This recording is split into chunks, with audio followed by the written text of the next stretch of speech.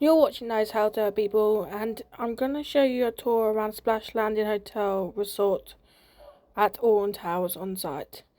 So I'm going to show you around the hotel, guys. It's just going to be a quick introduction. So we stayed in a beachcomber themed room at Splash Landing, and it's a standard room, but it was £186 for one night for 3 people, and that includes breakfast buffet and the mini golf, which is next door to the hotel.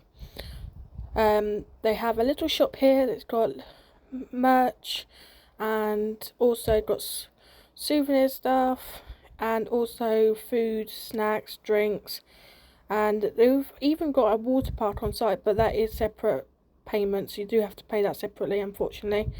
It's not included in the hotel. This hotel was beautiful. We stayed for one night, and we highly recommend staying here, guys.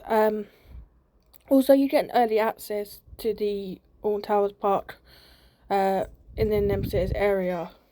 The shower was really high pressure water. That was also really nice. The beds were really comfortable. You also get tea and biscuits and coffee as well if you're a coffee drinker. And also you get a option or even checking in at the reception, or even a self check-in, which we did self check-in. That was quite simple. You just get given a number through your email of what code it is, put the code in, and then it will give you your cards printed out.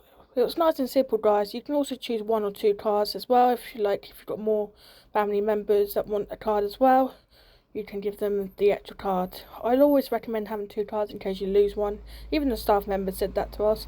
The staff was really lovely and friendly as well, guys. So definitely highly recommend staying here if you're coming to Alton Towers.